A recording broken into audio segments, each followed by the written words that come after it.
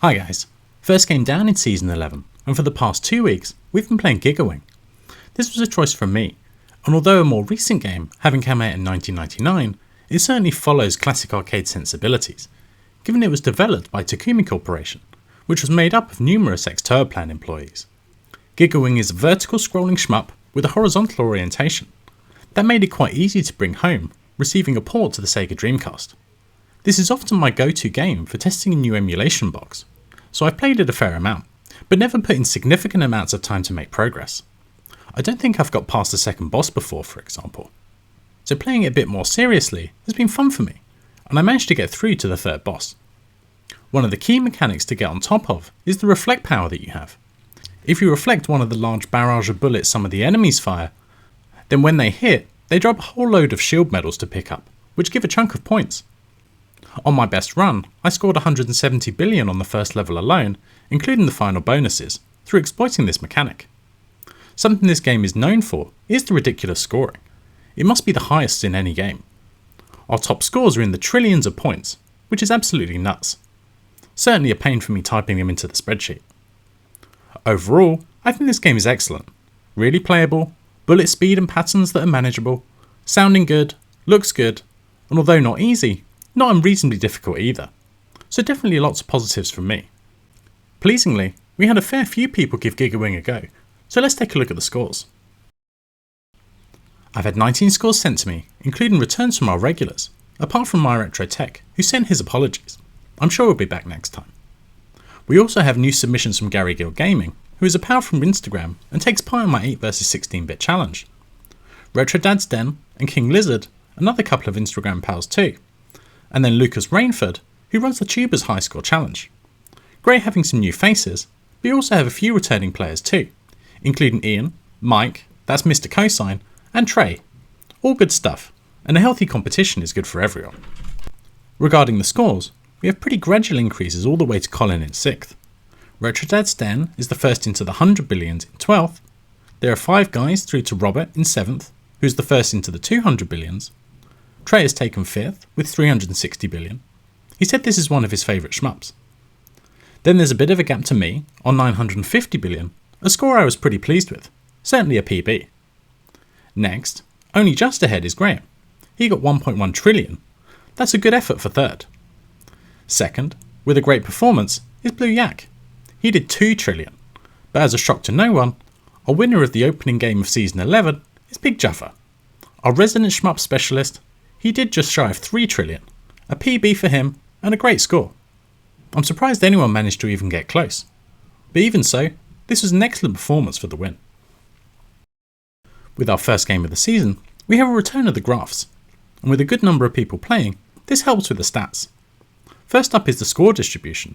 We have a histogram, with the bin scores on the log scale on the x-axis, and the numbers in each bin on the y.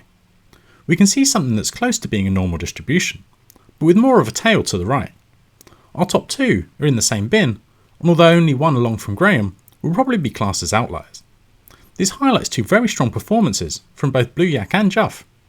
In other weeks, Graham's score might have been good enough for the win. Next up is the difficulty curve.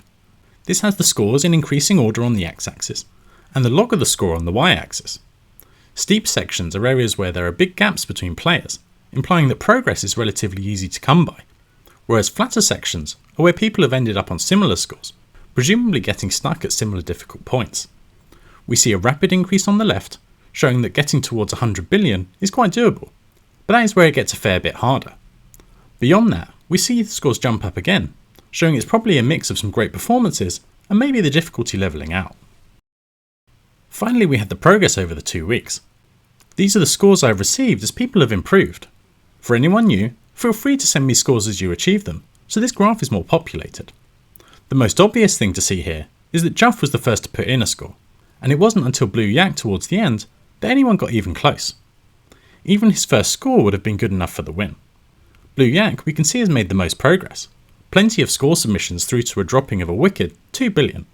I was pleased with my progress too, making multiple improvements. So that wraps up Gigawing. Let's move on to our next game. There was a little ambiguity with the genre choice, as Juff didn't tell me exactly what he wanted. But we got there in the end, and we have 8 run and guns to choose from. Anyone else wanting their game choices on the wheel, just send them in. The next genre will be chosen at the end. With 8 games, we had no duplicates, which is a little unusual. My choice was Nitro Ball, a weird run and gun pinball hybrid. Juffer's Wing gives his choice of Demon Front 3 slots on the wheel. So let's set things going and see what we get. Okay, slowing down. Is it going to get just past Juff? Okay, so it's a choice of me in. So this is Act Fancer. Not a game I actually know really anything about. So I'm going to go look it up, make a video, and be back in a sec. So our second game of the season is Act Fancer, released by Data East in 1989. I'm generally not a fan of Data East games. They're usually either janky or take cheap hits off of you, sometimes both. This game is a horizontal run and gun where you control a cyborg insect-like creature and you fight other insects who are possibly also robots. You can run, jump and shoot, so pretty simple controls. A first couple of plays, and this does nothing to improve my view of Data East. Feels pretty difficult and takes cheap deaths off of you.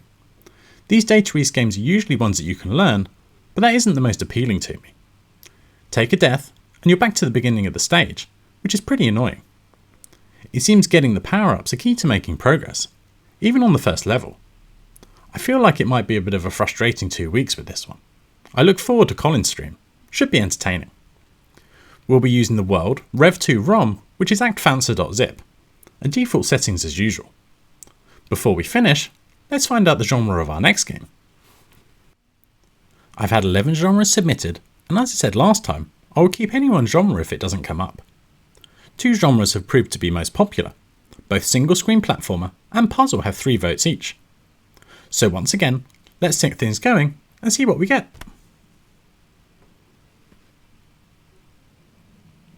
Okay, slowing down. It's not going to be a bullet hell from Juff. Is it going to tick over? Okay, it's a choice from Ian. So this was a bit of a joke genre submission from Ian. I think because he wanted Rainbow Islands, which we have already had. But his submission is, or genre submission is games containing rainbows. So go and scratch your heads. Go and think of something that possibly contains a rainbow. I can't think of anything off the top of my head, but I'm sure a bit of, once a few suggestions come in, it should be good. So I hope you'll enjoy playing a bit of Act Fancer. Hopefully it grows on me. And I'll be back in a couple of weeks with the scores. See you then. I am the milkman. My milk is delicious.